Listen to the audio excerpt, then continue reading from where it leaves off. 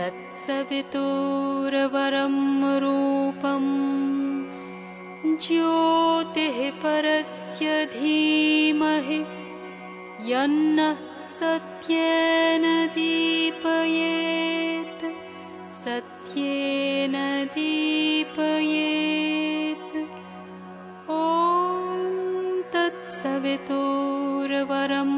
रूपं ज्योतिः परस्य धीमहि यन्नः सत्येन दीपयेत्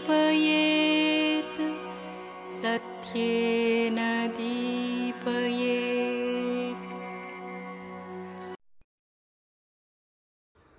ஓம் நமோ பகவதே ஸ்ரீ அரவிந்தாய. அவள் மலரடிகளை ஊன்றிய இடமெல்லாம் அற்புத பரவச ஆனந்த ஓடைகள் பொங்கிப் பாய்கின்றன.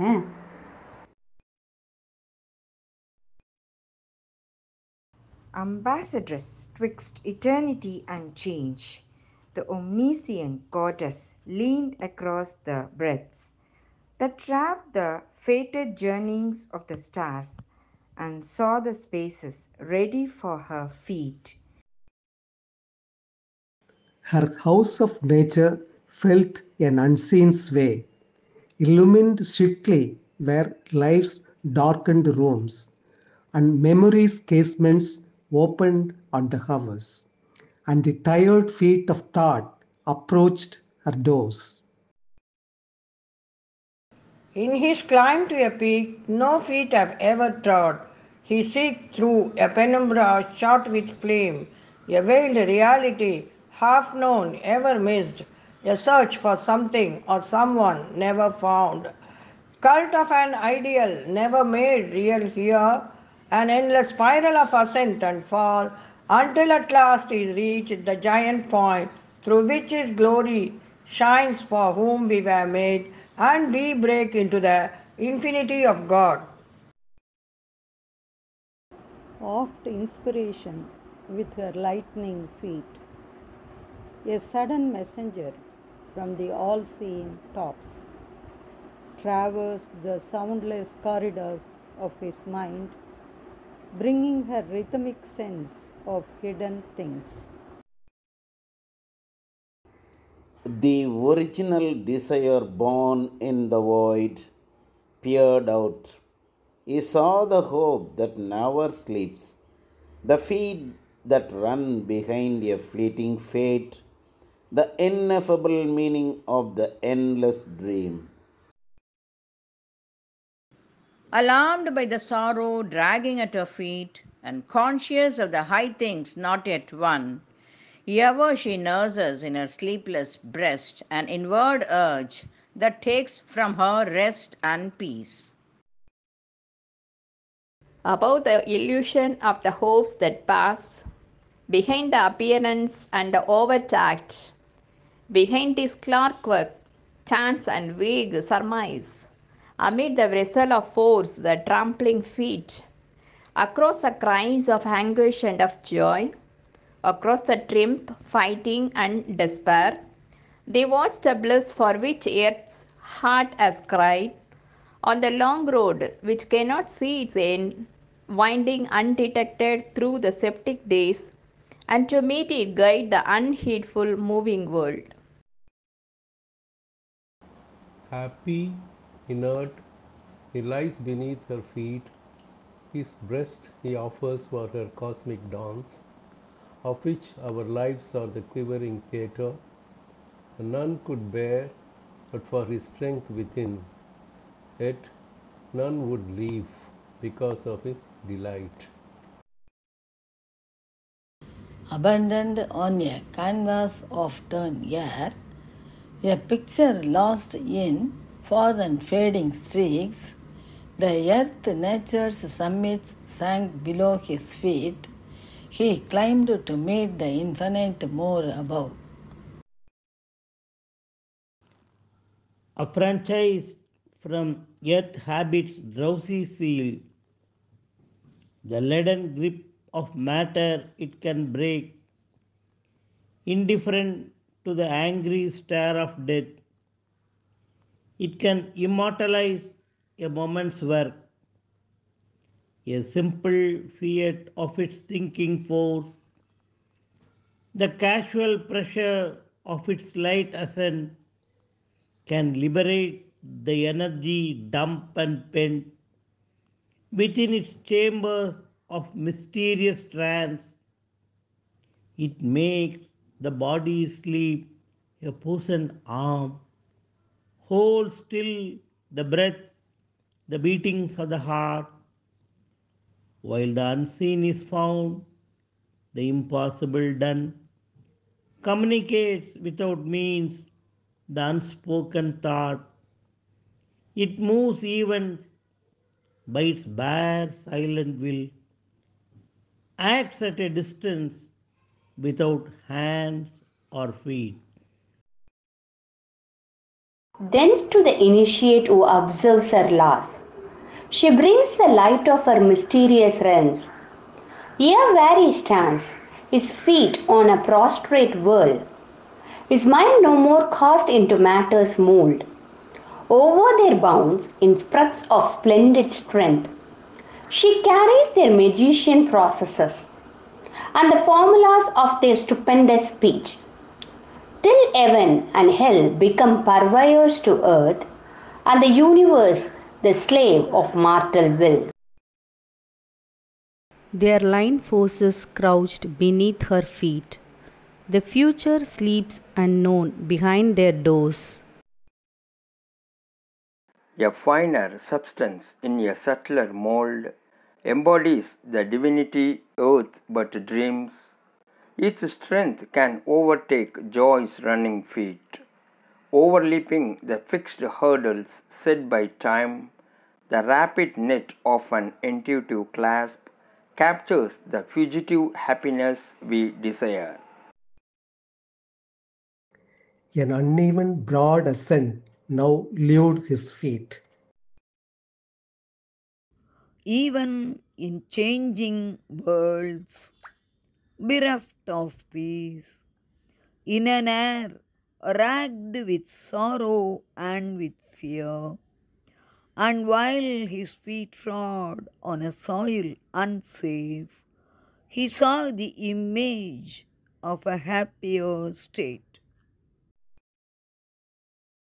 Inverting the spirit's apex towards life, she spends the plastic liberties of the one to cast in acts the dreams of her caprice.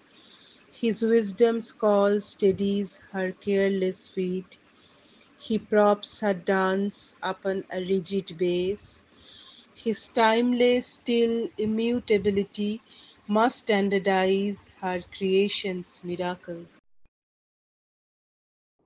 A quivering, trepidant, uncertain world, born from that dolorous meeting and eclipse, appeared in the emptiness where her feet had trod, a quick obscurity, a seeking stare. As one who walks unguided through strange fields, tending he knows not where, nor with what hope, he trod a soil that failed beneath his feet, and journeyed in stone strength to a fugitive end. As one who spells illumine characters, the key book of a crabbed magician text, he scanned her subtle, tangled, weird designs and the screened, difficult theorem of her clues. Traced in the monstrous sands of desert, time the thread beginnings of her titan works, watched her charade of actions for some hint, read no gestures of her silhouettes and strove to capture in their burdened drift the dance fantasia of her sequences escaping into a rhythmic mystery, a glimmer of fugitive feet on fleeing soil.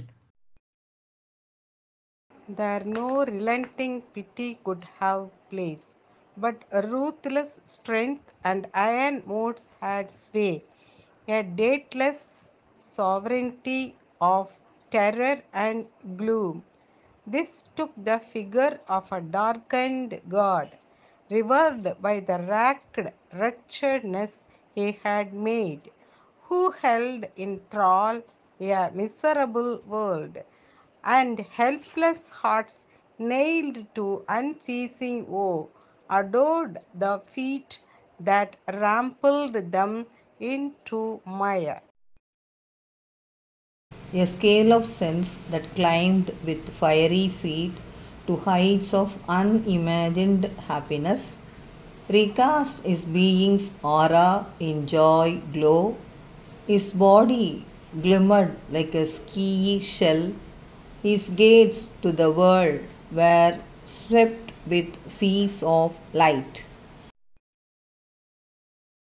In darkness, it discovered luminous shapes. Peering into a shadow hung half light, it saw hued images scrawled on fancy's cave, or it swept in circles through conjecture's night, and caught in imagination's camera bright scenes of promise held by transient flares, fixed in life's air, the feet of hurrying dreams, kept prints of passing forms and hooded powers, and flash images of half seen varieties. Its feet are steadied upon finite things. Its wings can dare to cross the infinite. Attracting into time the timeless light, imprisoning eternity in the hours. This they have planned to snare the feet of truth in an aureate net of concept and of phrase, and keep her captive for the thinker's joy in his little world built of immortal dreams. There must she dwell mured in the human mind, an empress prisoner in her subject's house, adored and pure and still on his heart's throne, his splendid property cherished and apart in the wall of silence of his secret muse. Immaculate in white virginity, the same forever and forever one, his worship changeless goddess through all time. At each pace of the journey marvelous, a new degree of wonder and of bliss, a new rung formed in being's mighty stair, a great white step trembling with jewelled fire, as if a burning spirit quivered there, upholding with his flame the immortal hope, as if a radiant God had given his soul, that he might feel the tread of pilgrim feet, mounting in haste to the Eternal's house. Across the covered air, the Spirit breathes, a body of the cosmic beauty and joy, unseen, unguessed by the blind, suffering world, climbing from nature's deep, surrendered heart. It blooms forever at the feet of God, fed by life's sacrificial mysteries. Our hidden centers of celestial force open like flowers to a heavenly atmosphere. Mind passes thrilled with a supernal ray, and even this transient body then can feel ideal love and flawless happiness and laughter of the heart's sweetness and delight, freed from the rude and tragic hold of time, and beauty and the rhythmic beat of the hours. As one who builds his own imagined scenes and loses not himself in what he sees, spectator of a drama self conceived, he looked on the world and watched its motive thoughts with the burden of luminous prophecy in their eyes. Its forces, with the feet of wind and fire, arisen from the dumbness in his soul. An incense floated in the querying air. A mystic happiness trembled in the breast, as if the invisible beloved had come, assuming the sudden loveliness of a face, and close glad hands could seize his fugitive feet, and the world change with the beauty of a smile. He fell down at her feet, unconscious, prone. The universe removed its colored veil, and at the unimaginable end of the huge riddle of created things appeared the far-seeing Godhead of the whole, his feet firm based on life's stupendous wings, omnipotent, a lonely seer of time, inward, inscrutable with diamond gaze. All nature dumbly calls to her alone to heal with her feet the aching throb of life and break the seals on the dim soul of man and kindle her fire in the closed heart of things. Where in the greyness is thy coming's ray? Where is the thunder of thy victory's wings? Only we hear the feet of passing gods. Into the fallen human sphere they came, faces that wore the immortal's glory still, voices that communed still with the thoughts of God, bodies made beautiful by the Spirit's light, carrying the magic word, the mystic fire, carrying the Dionysian cup of joy, approaching eyes of a diviner man, lips chanting an unknown anthem of the soul, feet echoing in the corridors of time. Immortal, treading the earth with mortal feet, all heaven's beauty crowd in earthly limbs. Omnipotence, griddle with the power of God, movements and moments of a mortal will, pack with the eternal might one human hour, and with one gesture change all future time. Then a line moved on the far edge of calm. The warm-lipped, sentient, soft terrestrial wave, a quick and many murmured moan and laugh, came gliding in upon white feet of sound. A traveller from unquiet neighbouring seas, the dense, manned monsoon rode neighing through earth's hours.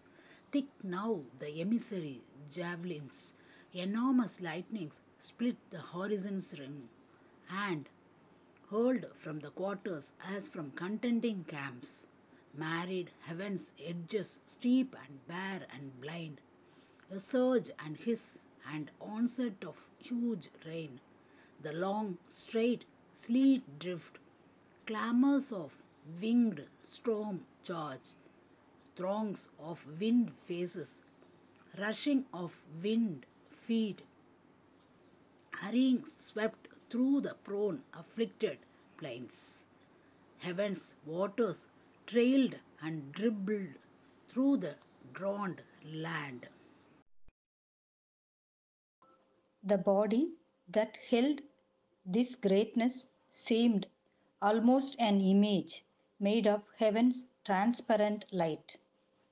Its charm recalled things seen in visions hours.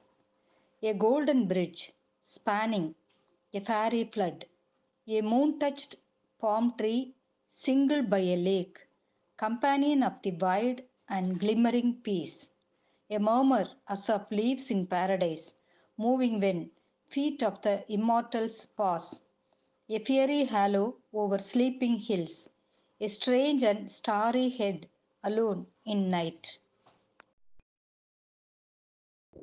When the pale dawn slipped through night's shadowy guard, vainly the newborn light desired her face. The palace woke to its own emptiness. The sovereign of its daily joys was far. Her moonbeam feet tinged not the lucent floors. The beauty and divinity were gone. Delight had fled to search the spacious world. The strong, impertinent feet of time fell soft along these lonely ways, his titan pace, forgotten and his stark and ruinous rounds. A crowd of mountaineers heats assailed the sky, pushing towards rival shoulders nearer heaven. The armored leaders of an iron line, earth prostrate lay beneath their feet of stone. Below them crouched a dream of emerald woods and gleaming borders solitary asleep. Pale waters ran like glimmering threads of pearl. A sigh was straying among happy leaves, cool perfumed with slow pleasure burdened feet. Faint stumbling breezes faltered among flowers. The mastery free natures have was his, and their ascent to joy and spacious calm, one with the single spirit inhabiting all, he laid experience at the Godhead's feet. His mind was open to her infinite mind. His acts were rhythmic with her primal force. He had subdued his mortal thought to hers. That day he had turned from his accustomed paths. For one who, knowing every moment's load, can move in all our studied or careless steps, had laid the spell of destiny on his feet and drawn him to the forest's flowering verge. I felt a covert touch.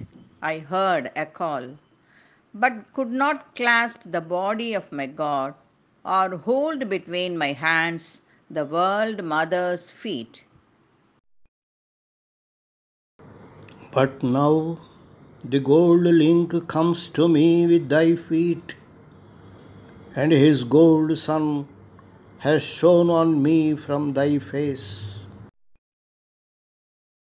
Descend, O happiness, with thy moon gold feet, enrich earth's floor upon whose sleep we lie. Her gleaming feet upon the green gold sward scattered a memory of wandering beams and lightly pressed the unspoken desire of earth, cherished in her, too brief passing by the soil. As if inclined before some gracious God, who has out of his mist of greatness shone, to fill with beauty his adorers' hearts. She bowed and touched his feet with worshipping hands. She made her life his world for him to tread, and made her body the room of his delight, her beating heart a remembrancer of bliss. What feet of gods, what ravishing flutes of heaven, have thrilled high melodies round from near and far, approaching through the soft and revealing air. With still surprise thou hearest, they have fed thy silence on some red strange ecstasied fruit, and thou hast trod the dim moon peaks of bliss. Too hard the gods are with man's fragile race. In their large heavens they dwell, exempt from fate, and they forget the wounded feet of man, his limbs that faint beneath the whips of grief, his heart that hears the tread of time and death. At night she walked through the slow silent hours, brooding on the treasure of his bosom and face, hung over the sleep-bound beauty of his brow, or laid her burning cheek upon his feet. All this streamed past her, as seemed to her a vision sight, as if around a high and voiceless eye. A clamor of waters from far unknown hills swallowed its narrow banks in crowding waves and made a hungry world of white wild foam, hastening a dragon with a million feet, its foam and cry a drunken giant's din, tossing a mane of darkness into God's sky, it ebbed, receding into a distant roar. Happy are they who, in this chaos of things, this coming and going of the feet of time, can find the single truth, the eternal law. Untouched they live by hope and doubt and fear. In contrary sense, she faced life's riddling truth. They carrying the light to suffering men, hurried with eager feet to the outer world. Her eyes were turned towards the eternal source. Then Savitri, following the great winding road, came where it dwindled into a narrow path, trod only by rare wounded pilgrim feet. A rugged and ragged soil was her bare seat. Beneath her feet, a sharp and wounding stone. He has sent me naked into his bitter world and beaten me with his rods of grief and pain, that I might cry and grovel at his feet and offer him worship with my blood and tears.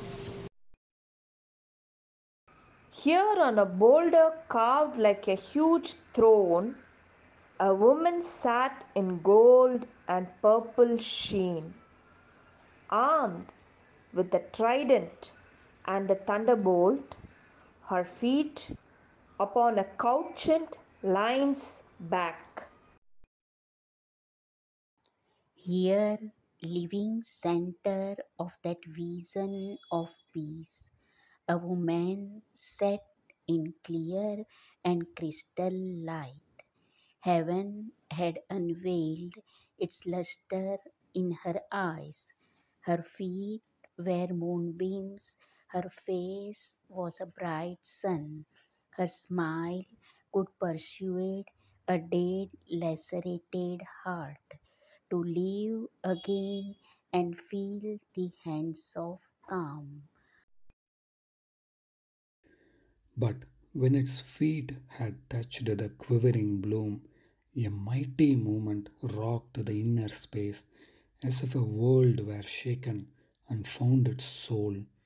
Out of the inconscious, soulless, mindless night, a flaming serpent rose, released from sleep.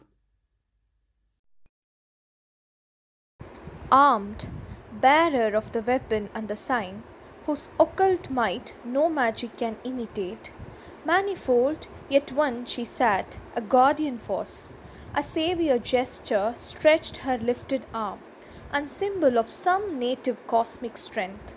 A sacred beast lay prone below her feet, a silence flame eyed mass of living force. A moment yet she lingered motionless and looked down on the dead man at her feet. Then, like a tree recovering from a wind, she raised her noble head, fronting her gaze. Something stood there, unearthly, somber, grand, a limitless denial of all being that wore the terror and wonder of a shape.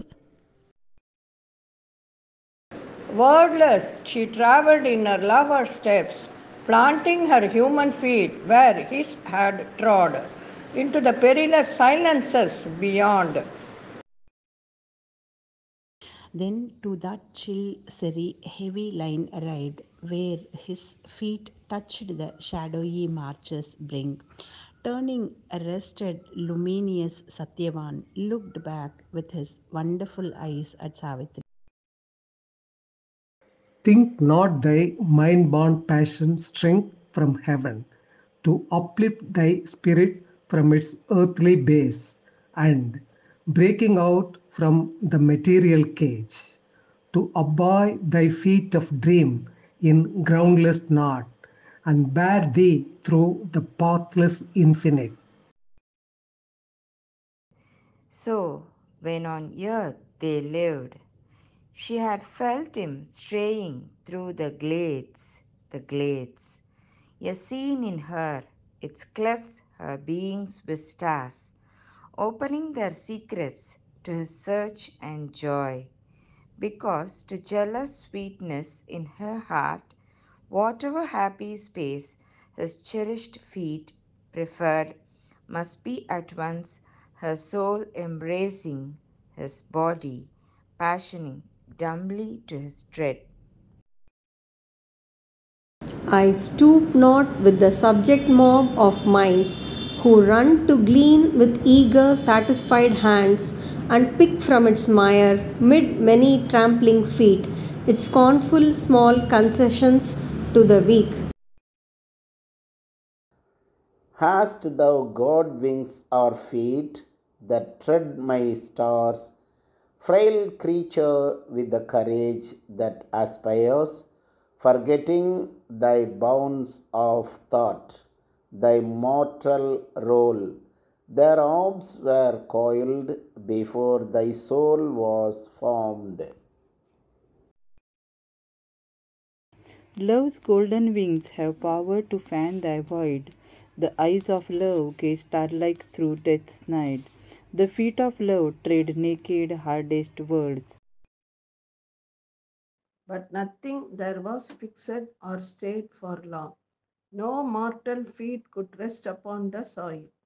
No breath of life lingered embodied there.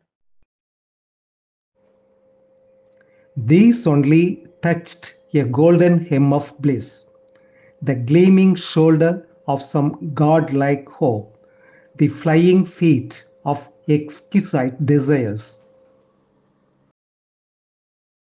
Past vanishing hedges, hurrying hills of fields, mid swift escaping lanes that fled her feet journeying, she wished no end.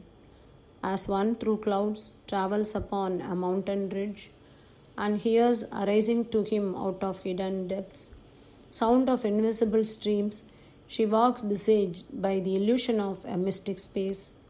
A charm of bodiless touches felt, and heard a sweetness as of voices high and dim calling like travelers upon seeking winds, melodiously with an alluring cry. It has no voice to answer to his call, no feet that move, no hands to take his gifts. Aerial statue of the nude idea, virgin conception of a bodiless God. Its light stirs man the thinker to create an earthly semblance of diviner things. Intent upon her silent will, she walked on the dim grass of vague, unreal plains. A floating veil of visions in her front, a trailing robe of dreams behind her feet. Well is the unconscious rule for the animal breeds, content to live beneath the immutable yoke. Man turns to a nobler walk, a master path. I trample on thy law with living feet, for to arise in freedom I was born. Child, hast thou trodden the gods beneath thy feet, only to win poor shreds of earthly life? For him thou lovest, cancelling the grand release, keeping from yearly rapture of the heavens. His soul the lenient deities have called. Are thy arms sweeter than the course of God? She answered, straight I trample on the road the strong hand hewed for me, which planned our paths. If truth supreme transcends her shadow here, shadowed by knowledge and the climbing vast, what bridge can cross the gulf that she has left between her and the dream world she has made? or who could hope to bring her down to men and persuade to tread the heart's globe with wounded feet, leaving her unapproachable glory and bliss, wasting her splendor on pale earthly air? Is thine that strength, O beauty of mortal limbs, O soul who flutterest to escape my net? Who then art thou, hiding in human guise? Thy voice carries the sound of infinity. Knowledge is with thee. Truth speaks through thy words. The light of things beyond shines in thy eyes. In the beauty of bodies wrought from rapture's lines, shapes of entrancing sweetness, spilling bliss, feet glimmering upon the sunstone courts of mind, heaven's cupbearers bore round the eternal's wine. O fragrant are the lanes thy children walk, and lovely is the memory of their feet. Amid the wonder flowers of paradise, a heavier thread is mine, a mightier touch. He seeks through words and images the truth, and pouring on surfaces and brute outsides, or dipping cautious feet in shallow seas. Even his knowledge is an ignorance. But first high truth must set her feet on earth, and man aspire to the eternal's light, and all his members feel the Spirit's touch, and all his life obey an inner force. But now thou seemest almost too high and great for mortal worship. Time lies below thy feet, and the whole world seems only a part of thee. Thy presence, the hushed heaven I inhabit, and thou lookest on me in the gaze of the stars. Yet art the earthly keeper of my soul, my life a whisper of thy dreaming thoughts, my morns a gleaming of thy spirit's wings, and day and night are of thy beauty part. A heavenly queen consenting to his will, she clasped his feet by her enshrining hair, enveloped in a velvet cloak of love, and answered softly like a murmuring lute. All now is changed, yet all is still the same. Through the screened dusk, it deepened still, and there neared, floating of many voices and the sound of many feet, till on their sight broke in, as if a colored wave upon the eye, the brilliant, strenuous, crowded days of man.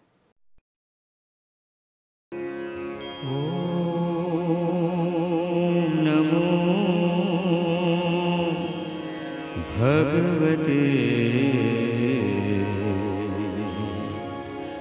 Shri